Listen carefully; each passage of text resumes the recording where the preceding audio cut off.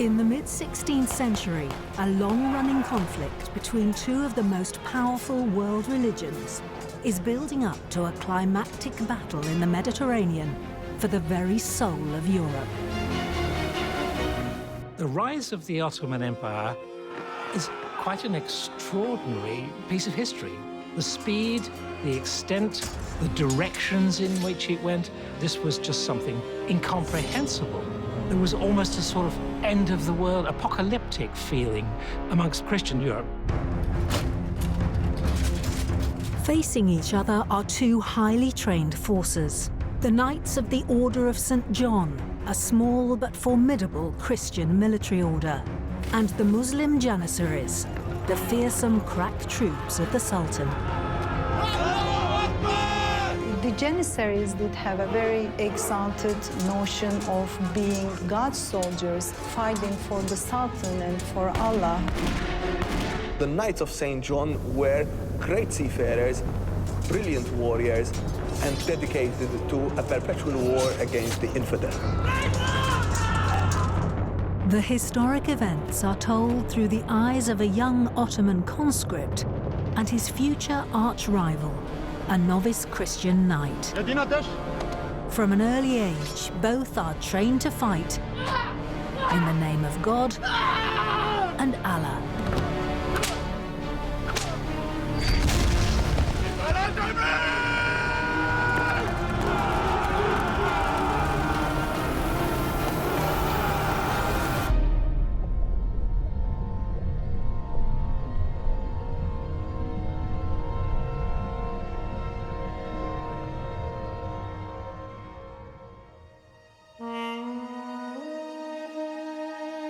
In the 16th century, 2/3 of the Mediterranean, the lands around the Black Sea, the Balkans and the Middle East, were part of a growing Ottoman Empire.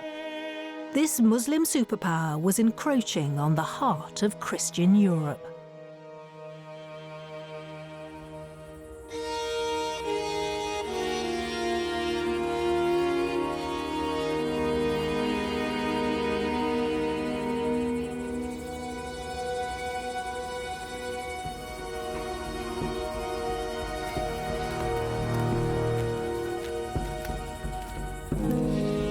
An Ottoman official is traveling with his guards through the conquered lands. The Ottomans ruled over a diverse mix of people, nomads, Christians and Muslims, all existing side by side. The Ottoman state was always drawing in people from outside.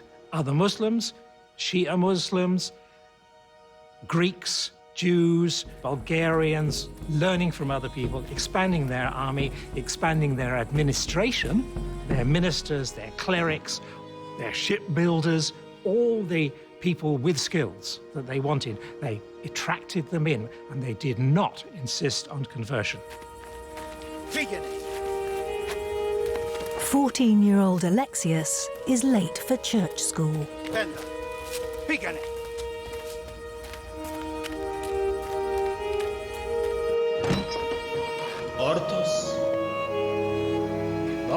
For the conquered Balkan Christians, their Greek Orthodox faith is the last bastion of the old Byzantine way of life.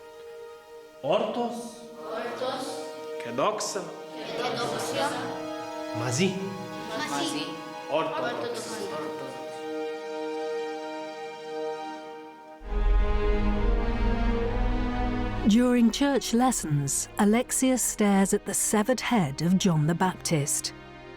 The boy instinctively knows that his life will somehow be entangled with the followers of St. John.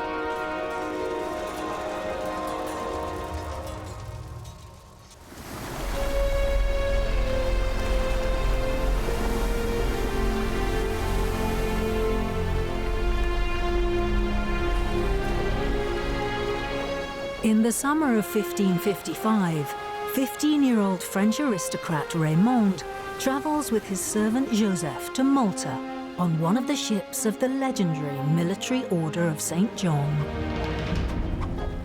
By the time you get to the middle of the 16th century, the idea of Christian crusade is, to be quite honest, a bit passé. It's a harking back to an earlier heroic, chivalric period. So the Knights of St. John in Malta were already an anachronism. Raymond is fascinated by the stories of the glory days of the Crusades. I nobili sono veramente diventati ricchi e famosi, combattendo gli infideli. Ecco, io ho finito con i combattimenti. Questo è per te. Joseph captured the Muslim dagger when he served as a young mercenary for the Knights of St. John on the island of Rhodes.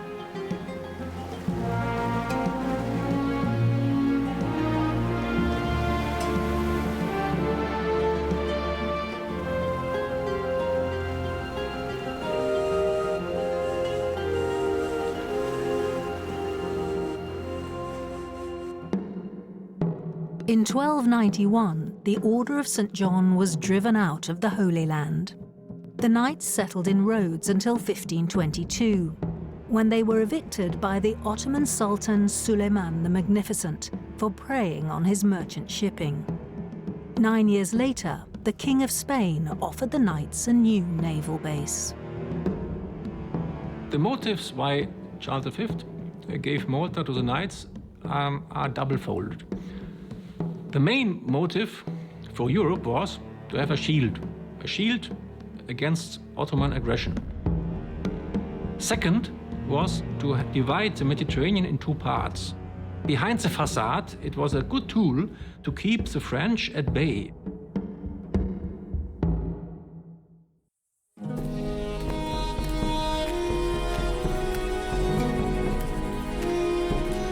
The village priest has lined up a group of boys for inspection.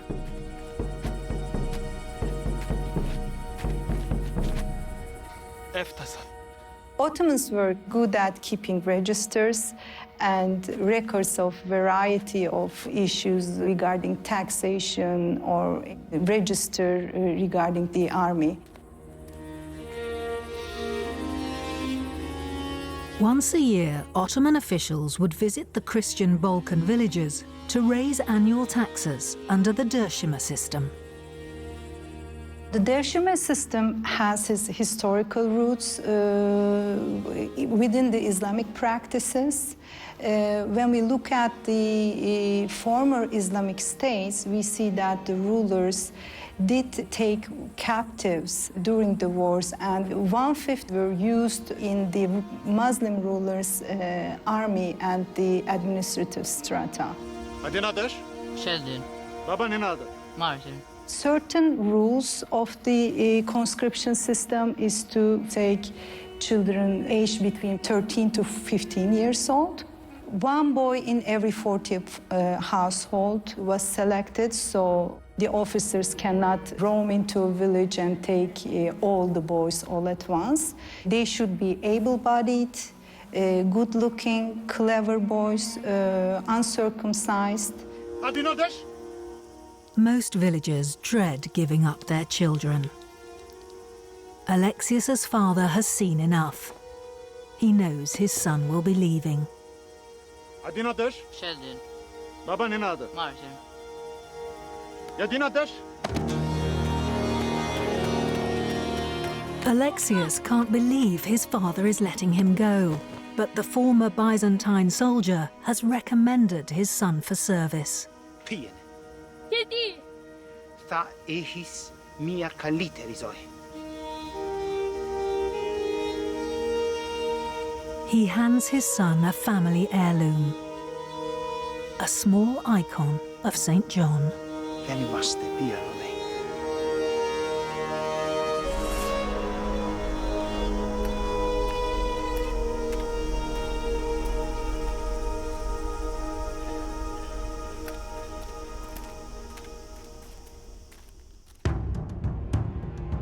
The defeated Byzantines, with their capital Constantinople, were the last remnants of the Roman Empire.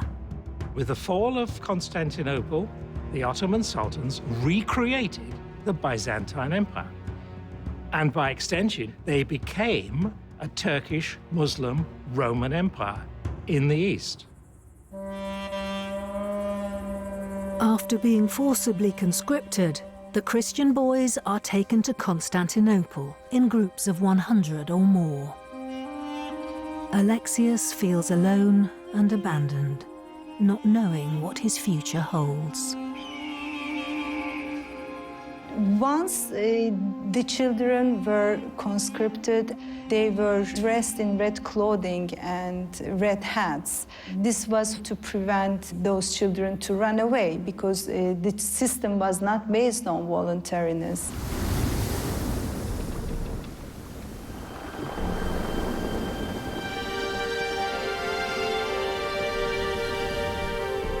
Raymond is missing his family in France. One day he'll return home a rich and famous knight.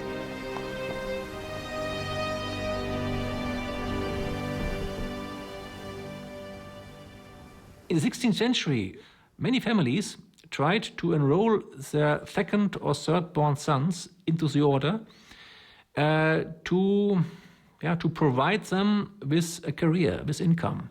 We talk about 10, 12, 14-year-old boys, and they would be then sent to Malta. And it even could be younger. They could be 1 or 2 or 3 years of age.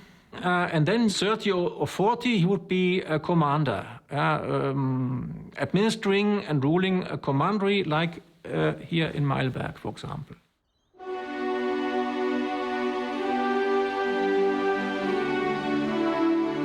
The Order of St. John relied on its commandery estates to fund its fight against Muslim expansion. Built in the 12th century, Schloss Mailberg is one of the Order's oldest properties in Europe.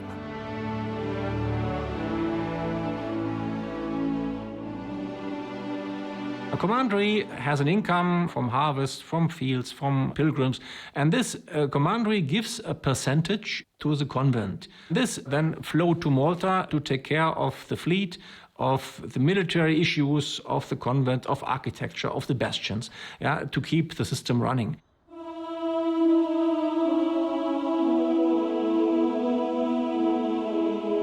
The Order of St. John is organized in 8 different language groups, or langues, with French, Spanish, Italian, Portuguese and Anglo-German knights. The Mailberg Commandery owns farms, vineyards, and still runs local churches and schools. The military orders were essentially financial systems designed to support fighting troops at the front, in the Holy Land initially, garrisoning castles, protecting convoys and that kind of thing. Temple Cressing in Essex was one of the knight's wealthiest commanderies in Northern Europe. This barn is one of the most remarkable places in this part of England.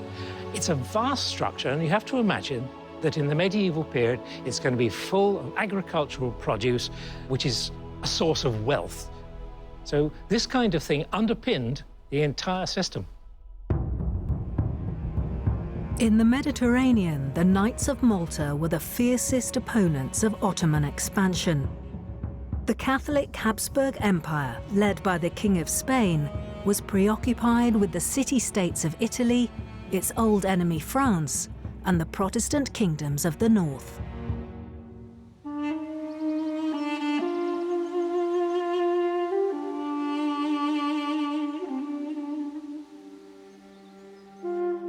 In the 15th and 16th century, Topkapi Palace was the residence of the Ottoman sultans. At the Sultan's Palace School, Alexius has just been circumcised, which is customary for all recruits arriving in Constantinople. The boy's face is measured. The Ottoman examiner notes his physique. In the pre-modern Muslim societies, people believed in pseudosciences. The science of physiognomy means that you can tell a person's character by looking at his or her physical traits. If the boy is tall, he's believed to be goofy, or if he's cross-eyed, it's not thought that it will be a loyal person to serve in the Sultan's army. Alexius is put through a rigorous selection process, overseen by a palace eunuch. The very best of them went into higher administration. The very best of the best actually went into government and rose to positions of authority as effectively ministers. So this is not just recruiting for the army, it's recruiting for state service. Hassan bin Abdullah. The eunuch has chosen an Islamic name for the boy, but Alexius refuses to recognize his new identity. He's far too rebellious for the eunuch's taste. Hassan bin Abdullah. The eunuchs were mostly brought from Africa. They were taken as captives, as slaves, castrated in Africa, and they had a very powerful role in the empire. They were the second strongest man after the Grand Vizier in the ruling. They controlled the budget, and also they were in control of palace education.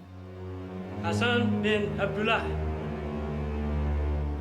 Great emphasis was put on loyalty, manners, and self-control in palace recruits. The stubborn Alexius is rejected for the Sultan's services.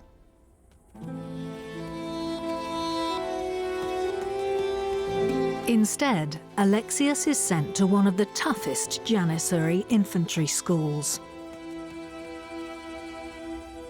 He's punished for his surly attitude, supervised by the Bektashi dervish military chaplain.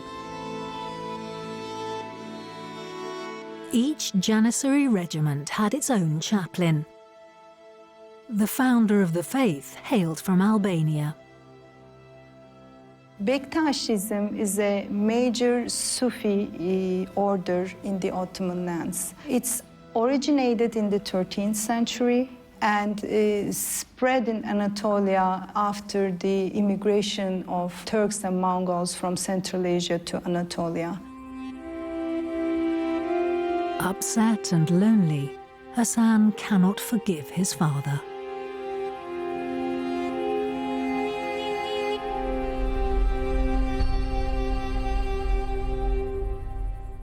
The Bektashi dervishes played an important role after the conquest of the Balkan lands. This was mainly because of the tolerant attitude of Bektashis towards Christian beliefs. People felt that Bektashis were more approachable, and we know that Bektashi dervishes played an important role in the Turkification and Islamization of the region.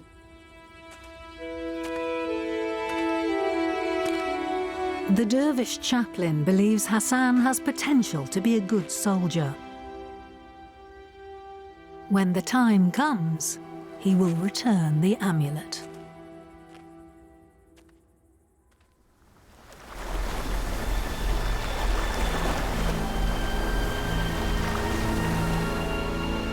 Raymond continues his journey to Malta.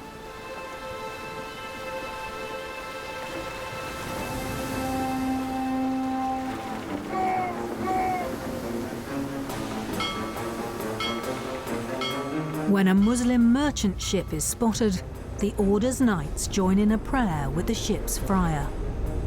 Venite, figli, venite, preghiamo insieme. Padre nostro che sei nei cieli, sia santificato il tuo nome, venga il tuo regno, sia fatta la tua volontà, come in cielo così in terra. In nome del Padre, del Figlio, del Spirito Santo. Amen. Amen.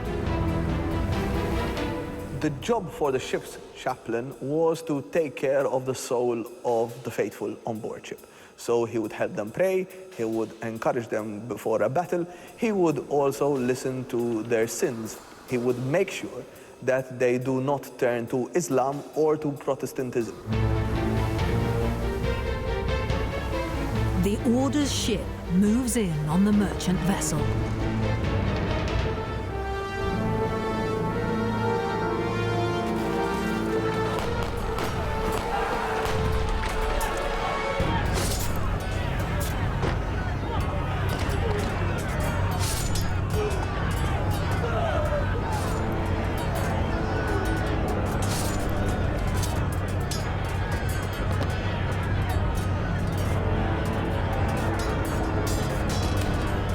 Raymond desperately wants to join the action, but is frozen by fear.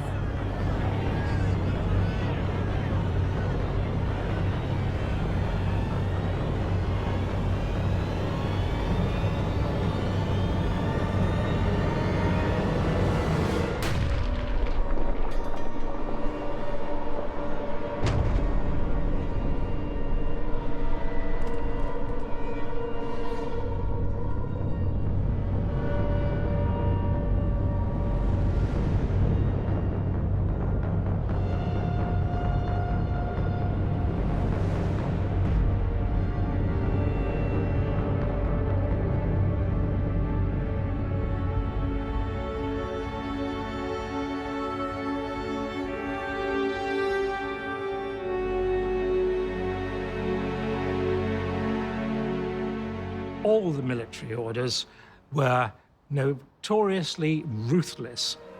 They tended to slaughter all their Muslim prisoners if they were above a certain age.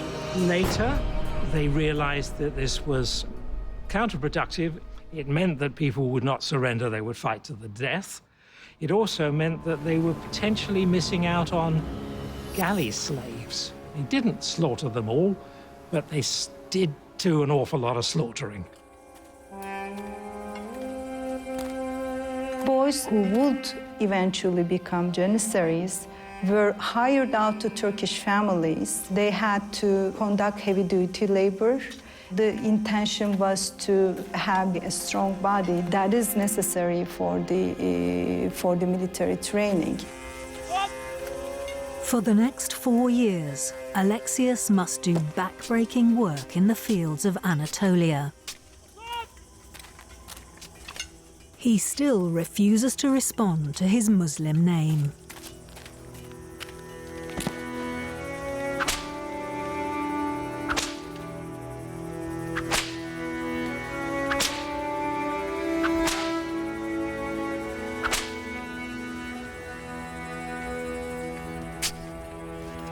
If you want to sort of look at what happened to the bog standard, the ordinary bloke, who didn't get selected for anything special, he would quite soon be sent to a Turkish family to be taught Turkish, taught the way of life, the way to behave. That was when conversion was normally done, and we still don't know quite how much pressure, if any, to convert.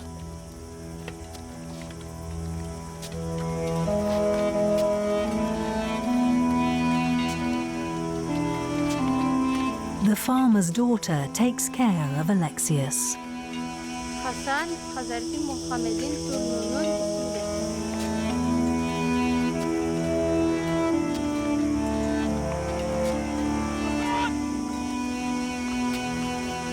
Touched by the girl's kindness, he begins to feel more at home.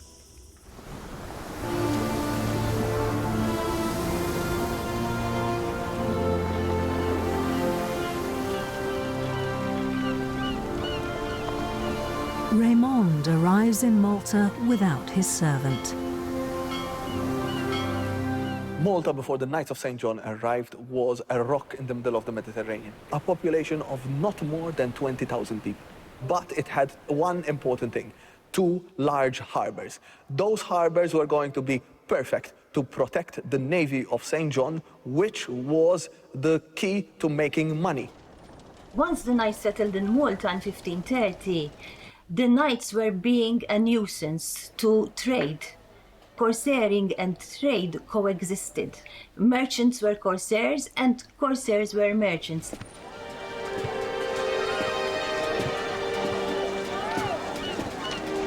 Raymond is excited by the bustling harbour, but without Joseph's protection, he's going to find his new life hard.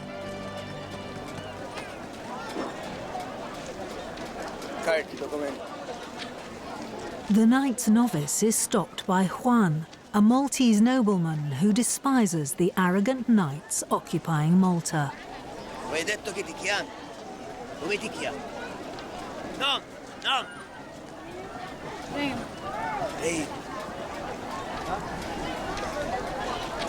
Juan works for Maria, a rich Maltese widow and shipowner who profits from raids on merchant ships.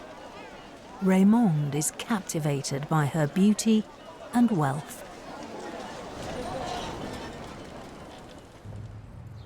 The notarial archives are a mine of information about the daily life and commerce of the time.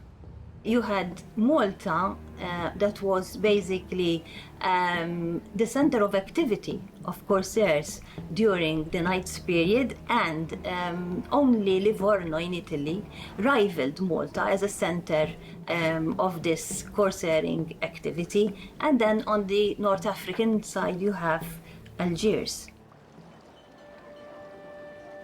At Fort Sant'Angelo, you can hear the various languages spoken by the different nationalities of the order.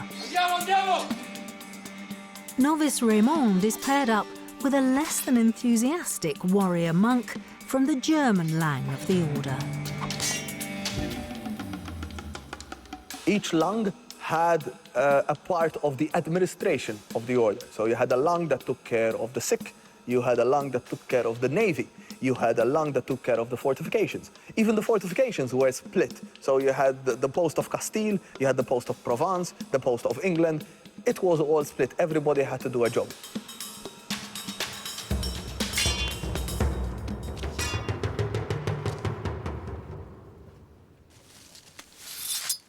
Vas-y, essaie encore.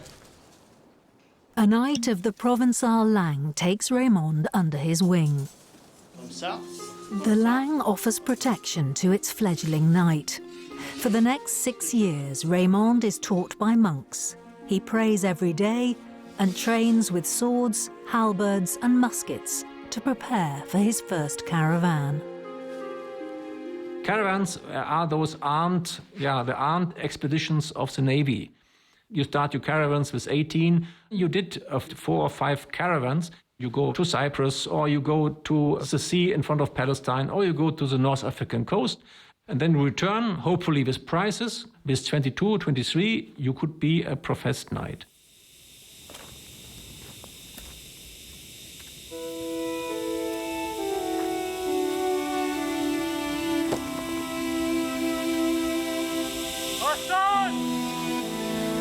After years of hard labor, Hassan receives a visitor from the past.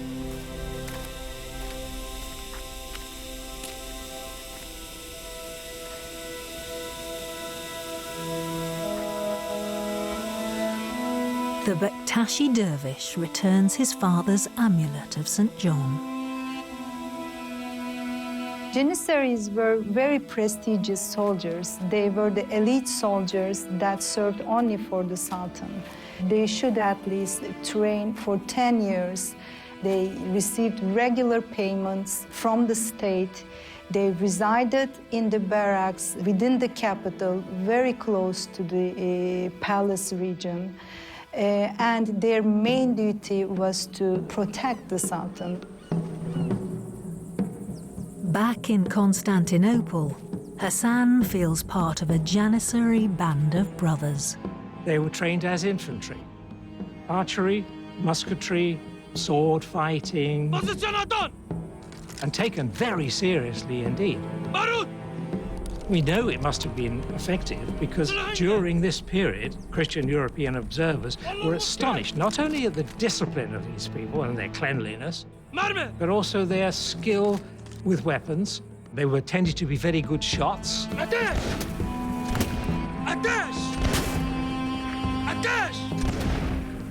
Hassan throws himself into military training. He becomes inseparable from his fellow recruits.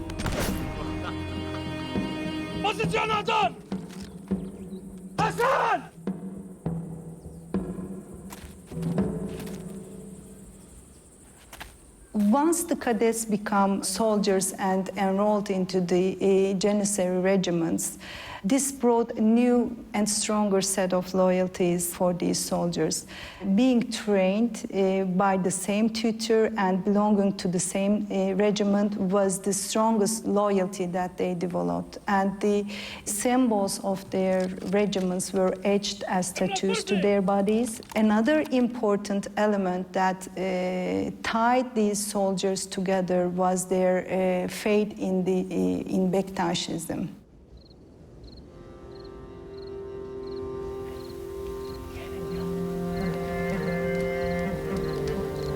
Hassan and his comrades swear an oath to fight to the death for each other. The dervish chaplain recites a Janissary war poem. Allah, Allah, Hillala, Vasurian, Sinapurian. Kile Chalkan, Denime Devrenina, who? Janissaries prayed all together. It includes lots of chivalry, explaining how the soldiers were very brave and killing the infidels. So this was like a spiritual preparation for the Janissaries. Yelim.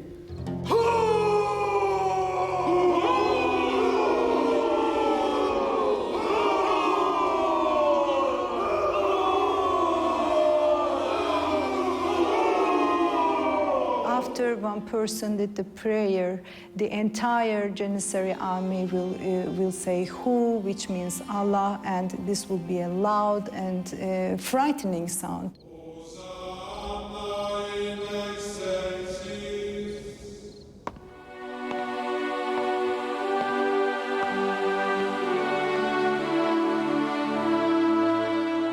After years as a novice, Raymond attends the most important ceremony of his life, in the presence of the Order's military leader, Grand Master de Valette.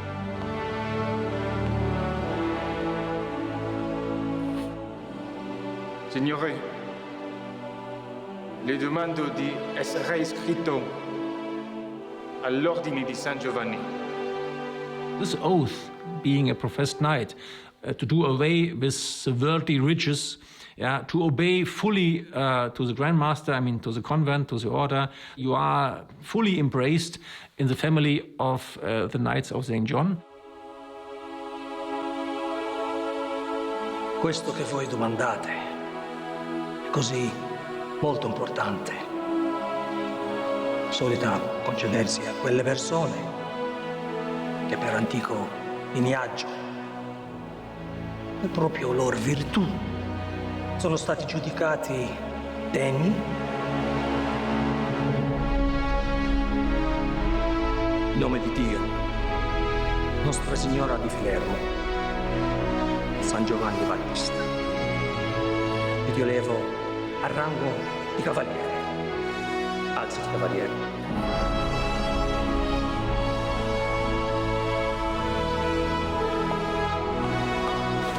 From now on, Raymond will serve as God's loyal soldier.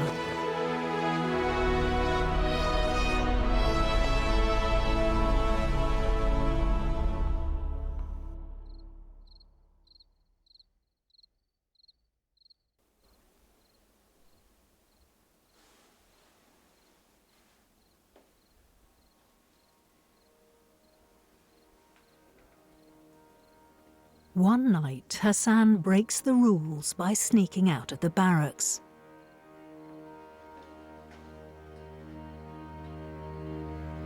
His comrades will cover for him.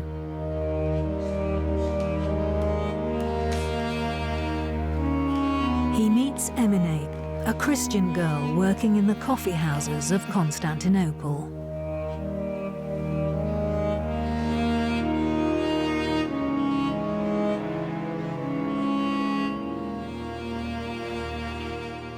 The Janissaries had to remain celibate, just like the Christian monks, and isolated in the barracks. They could not integrate into the city life.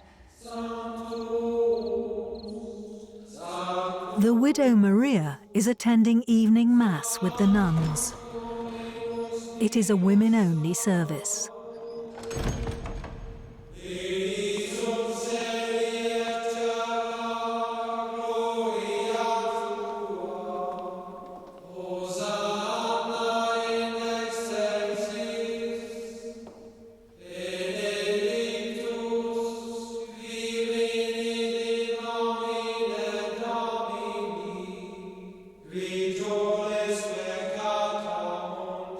The Knights of the Order of St. John took a vow of celibacy. However, we know that they breached this vow often. They liked the pleasure of having a woman. With the booty seized from his caravan raids, Raymond can lavish gifts on his boyhood love.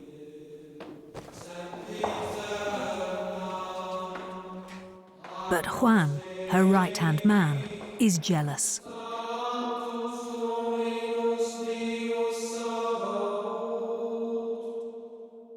We know of these knights that, to get closer to women, at Christmas Mass, they dressed up as women themselves, sat next to the women, and, well, they wanted to get their way with these ladies. This was hugely frowned upon. It was a huge scandal on the island, and the knights were arrested. Some of them were actually kicked out of the order. Others spent a few months in jail. Raymond also brings shame to the order.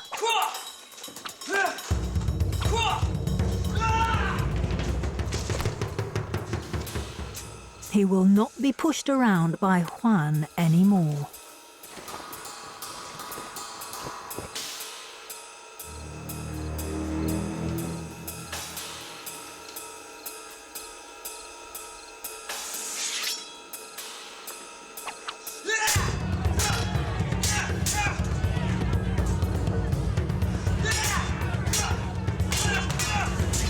Both are equally matched.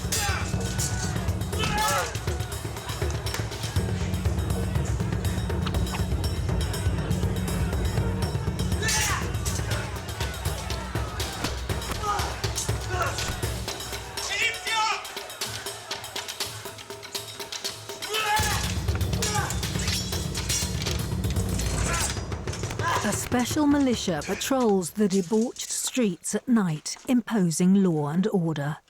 When you check young men in the blossom of their age, being proud and having arms and a big status, you can expect clashes and problems between different nations, different cultural backgrounds, feeling superior to the locals and drinking, having the money available, making debts. We have stories of knights dueling, punching each other, killing each other. You have knights actually having illicit relations with Maltese ladies or also with ladies coming from Sicily or from Italy. We also have, for example, French knights fighting against Spanish knights, where the Spanish knights steal a cannon and try to fire the cannon in the middle of Birgo.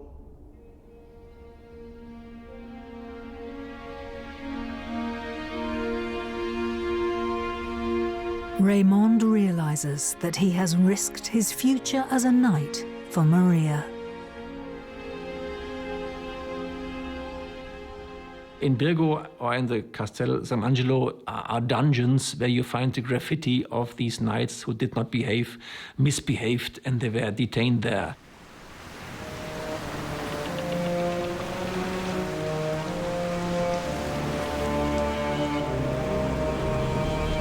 Just weeks after becoming Janissaries, Hassan and his comrades serve on an Ottoman raiding mission.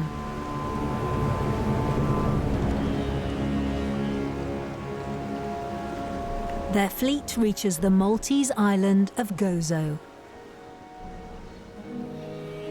Before the arrival of the Knights of St. John, life in Malta was very much based on an agrarian type of economy. The inhabitants lived inland because they were very much afraid of corsairs. In fact, even in notarial documents where we have the renting out of parcels of land, there is stipulated that just in case there is a raid by these corsairs, the farmer is not obliged to give the produce that was stipulated in the contract. The villagers are unaware of the approaching raiders.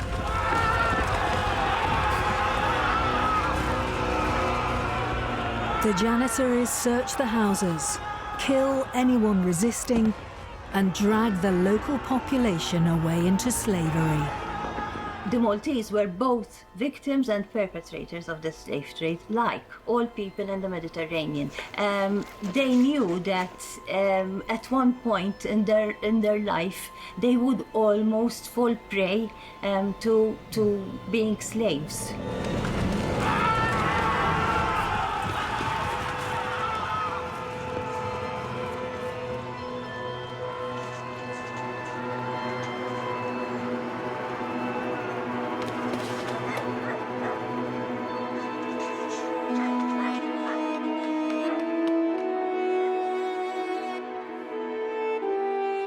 Hassan recalls his own conscription when he was a boy, taken from his family.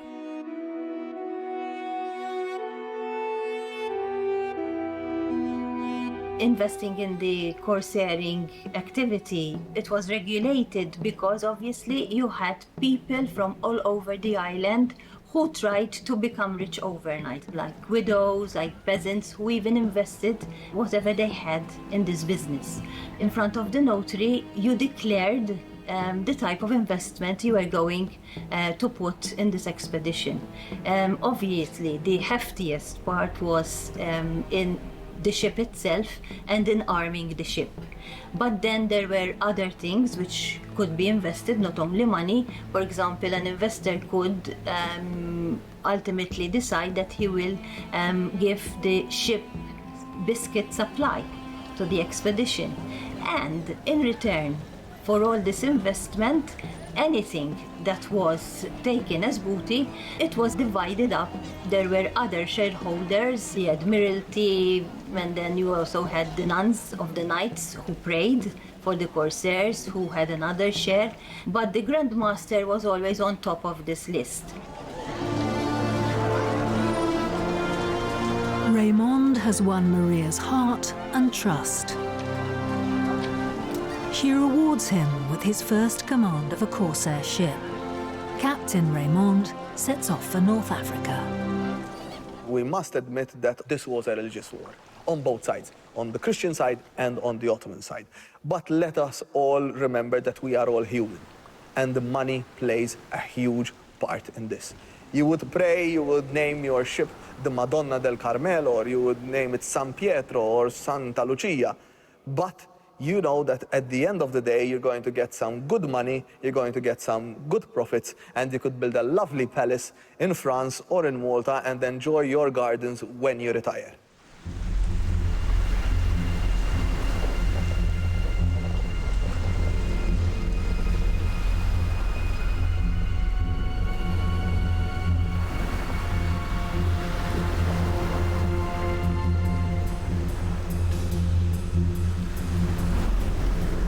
On his way to Africa, Raymond spots an enemy ship.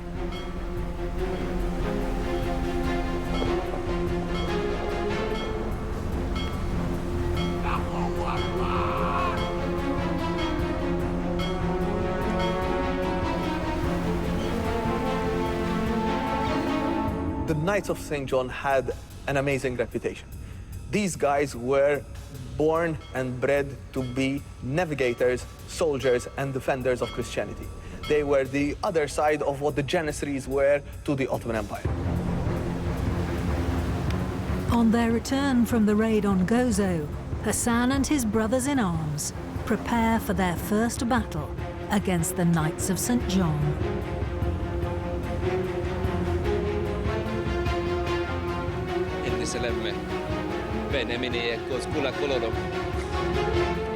The Janissaries did have a code of honor and see each other as comrades. There was a very chivalric, exalted notion of being God soldiers and fighting for Allah.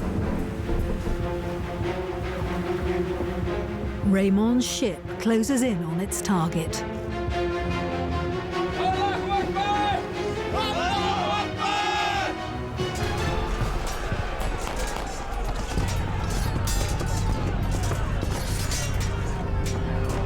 More Muslim ships appear on the horizon.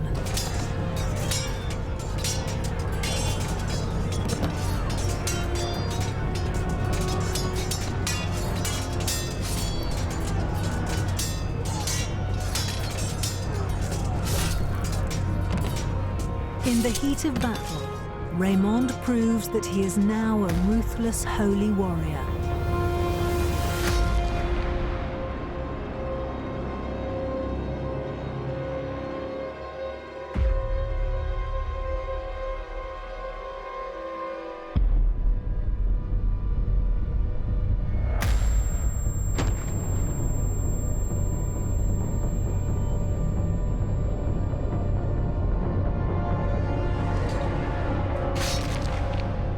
Hassan is left for dead.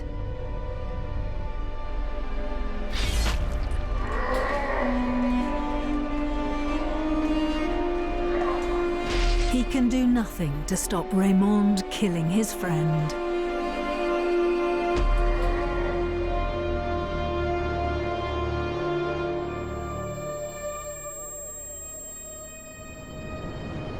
The rest of the Ottoman fleet arrives.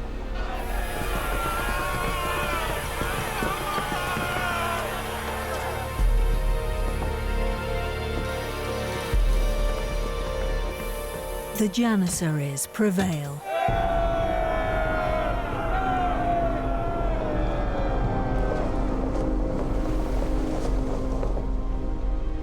Raymond's dreams of being a great knight are over.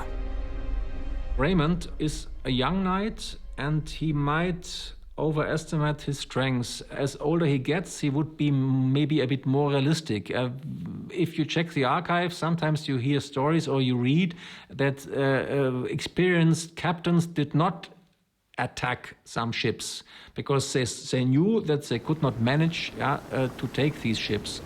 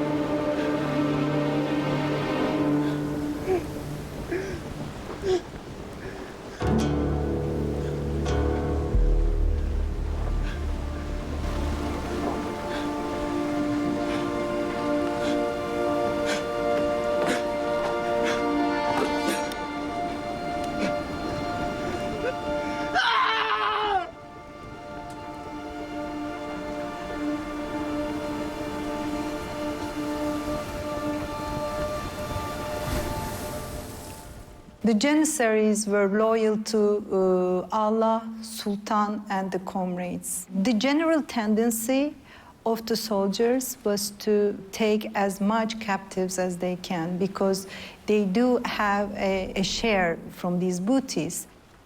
Commanders, they used, for example, the big chance of gaining war captives as a big argument to keep the soldiers' morale up.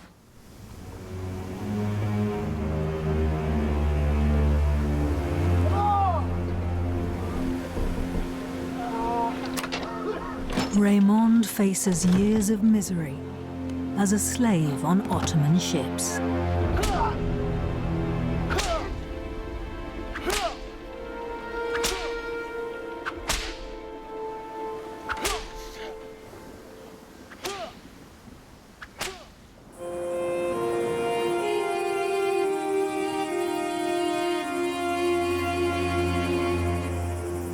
The Bektashi dervish chaplain has recognized Hassan's humanity and inner strength.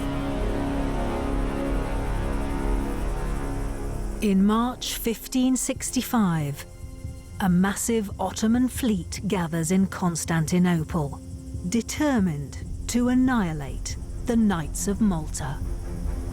Yenijis. Allahu Akbar. Allahu Akbar.